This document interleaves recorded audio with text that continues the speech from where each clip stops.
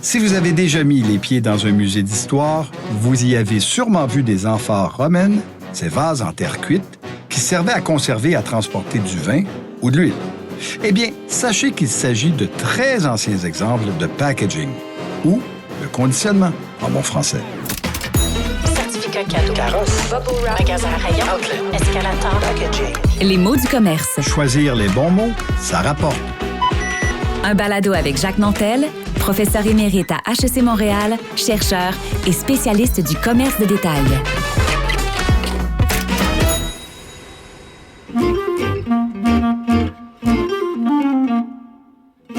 Conditionner un produit sert à le protéger, le conserver et le transporter. Depuis l'Antiquité, les humains ont recours à différentes techniques pour ce faire. Outre les amphores que je viens de mentionner, on peut penser à des tonneaux en bois, des paniers tressés, des vases en bronze, des contenants en cuir ou en écorce, ou encore des feuilles de papier. Certains producteurs apposaient leur marque sur les amphores ou les tonneaux pour indiquer ce qu'ils contenaient ou d'où ils provenaient. Mais ces producteurs ne cherchaient pas à se faire de la publicité. Ils voulaient s'assurer de la traçabilité de leurs marchandises qui pouvaient parcourir des centaines, voire des milliers de kilomètres sur des charrettes ou des navires. En fait, dans le passé, la manière dont le commerce de détail fonctionnait n'invitait pas du tout à créer des contenants individuels pour les produits, ni à rendre ces emballages attrayants pour les clients. Les gens faisaient leur épicerie au marché et déposaient les produits directement dans leur panier. Même au 19e siècle, dans les magasins généraux, la plupart des produits étaient vendus en vrac. Le commerçant pesait la farine, les fèves ou la viande et emballait les aliments dans du papier, des sacs ou des bocaux. Pourtant, c'est au 19e siècle que les choses ont commencé à changer et que les contenants sont devenus des moyens pour commercialiser les produits. Dans les années 1850, on trouvait parfois, dans les magasins généraux, des fruits au sirop en conserve et à la fin du siècle, plusieurs aliments venaient dans des boîtes en carton individuel. Un exemple, la compagnie Quaker Oats a lancé sa première boîte de flocons d'avoine dans les années 1880. C'est donc à ce moment-là que le conditionnement a commencé à servir de support d'affichage pour les fabricants et les marques. Nos cousins français appellent ça le packaging, et le packaging fait partie du marketing.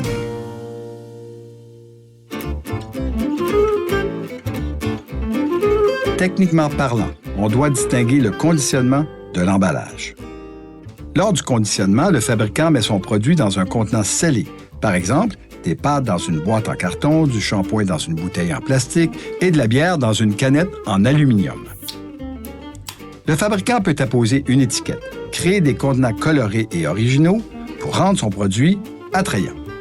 L'emballage, quant à lui, est une étape secondaire. Il permet la manutention des produits ou leur vente en plus grande quantité en regroupant plusieurs unités.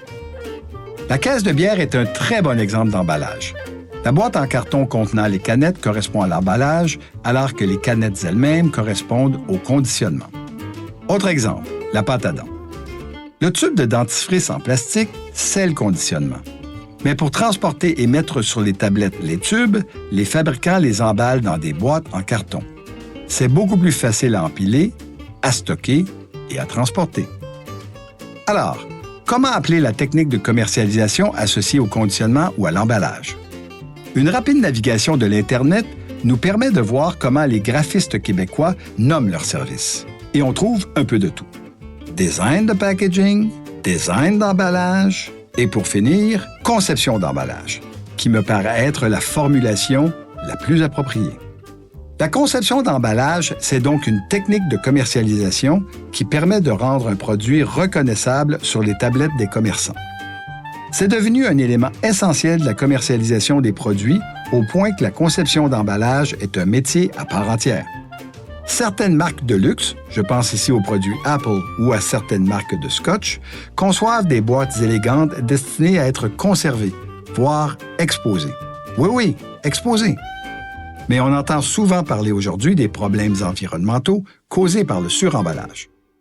A-t-on vraiment besoin d'emballer les fruits et légumes dans des contenants plastiques ou avec de la pellicule plastique? Ou encore, mettre une boîte dans une autre boîte telle que le font les géants du commerce électronique. Pour lutter contre la pollution causée par le suremballage, on observe depuis quelques années le retour de l'achat en vrac. Dans ces commerces, les clients apportent leurs propres contenants qu'ils remplissent de farine, de légumineuses, d'huile, voire de produits d'entretien ménager ou même de clous. Les questions environnementales invitent donc les commerçants et les clients à faire preuve d'imagination pour éviter le suremballage. Au point d'en faire maintenant un argument marketing. Les contenants biodégradables et les commerces en vrac en sont de parfaits exemples. Pour vous en convaincre, observez combien de boîtes de carton passent désormais par votre bac de recyclage. Je vous parie que c'est bien plus qu'autrefois. Les mots du commerce est une création Coyote Audio. Réalisée avec la contribution financière de l'Office québécois de la langue française. Recherche et rédaction, Marie-Claude Ducas et Lucie Laumonier. Prise de son, Underground. Réalisation, Stéphanie Miniaca. Idée originale, Jacques Labelle et Robert Nadeau. Pour entendre d'autres épisodes de la série Les mots du commerce, rendez-vous sur votre application balado préférée.